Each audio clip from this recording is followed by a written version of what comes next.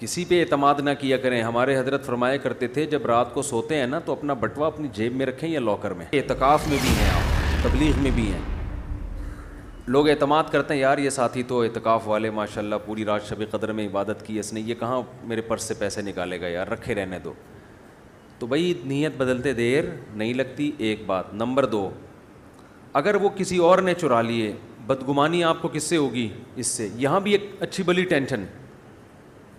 تو لاکر بنوائیں, ہر گھر میں لاکر ہونا چاہیے.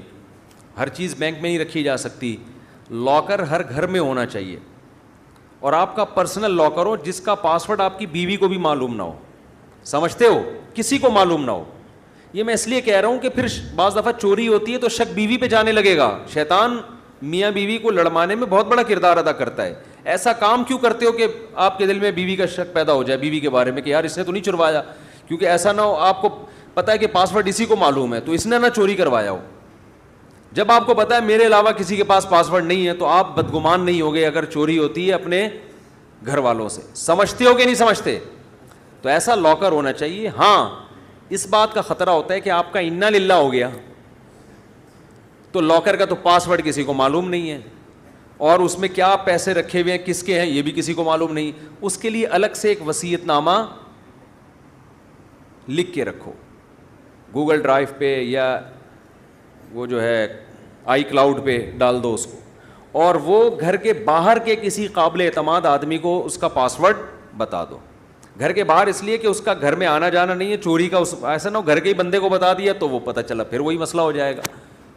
تو گھر کے باہر کسی بندے کو بتا دو کہ یار میرا اگر انا للہ ہو گیا تو یہ میرا لاکر ہے, یہ پاسورڈ ہے, اور وہ قابل اعتماد ہونا چاہیے. اور اس میں بھی 2 آدمیوں ایک نہ ہو. ایک کے بارے میں پھر بدگمانی ہو سکتی ہے یار ہمارے ابا نے اس کو جانشین بنایا تھا پتہ نہیں یہی نہ کھا گیا ہو. تو 2 آدمیوں میں امکان کم ہوتا ہے کہ یہ کھائے گا تو دوسرا منع. تبھی تو قرآن نے 2 مردوں کی گواہی کا کہا ہے نا. تو 2 آپ کے وہ قابل اعتماد. میں نے اپنے سارے معاملات اسی طرح کیے ہوئے ہیں. 2 بندے جو میرے خاندان کے نہیں ہیں, کیونکہ خاندان کے افراد ہوں گے تو ان کے بارے میں کوئی بدگمانی کر سکتا ہے کہ یار انہوں نے کوئی نہ کر دیا ہو, تو خاندانوں کو کیوں لڑوا رہے ہو بھائی آپس میں. تو 2 آدمی جو گھر کے خاندان کے یعنی قریبی نہیں ہیں, قریبی مطلب بہن بھائی یا اپنے اولادوں میں سے نہیں ہیں, بے شک خاندان کے لیکن بہت ایسے نہ ہو کہ گھر آنا جانا نہ ہو ان کا, تو ان کو آپ اپنا جانشین بنا کے رکھیں. 2 بندوں کو جن پر 100% اعتماد ہو آپ کو کہ یہ کرپٹ نہیں ہے. کچھ لوگ ایسے ہوتے ہیں جن کے پاس اندھا اعتماد کر سکتے ہو آپ, تو ان کو آپ نے پاسورڈ بتا دیا لاکر کا, گوگل ڈرائیو کا.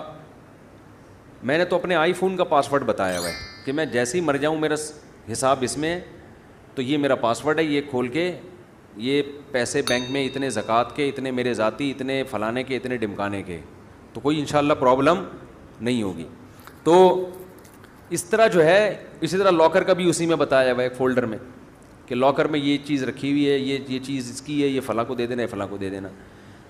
یہ سارے کام پہلے کر لیں کیونکہ کوئی بھی کسی بھی ٹائم پہ مر سکتا ہے. لوگ مر جاتے ہیں, پیچھے لوگوں کے لیے ایک عذاب کھڑا کر کے چلے جاتے ہیں, عذاب کھڑا لڑوا کے چلے جاتے ہیں اپنی اولادوں کو. وہ لڑتے ہی رہتے ہیں کہ یہ ہے کس کا.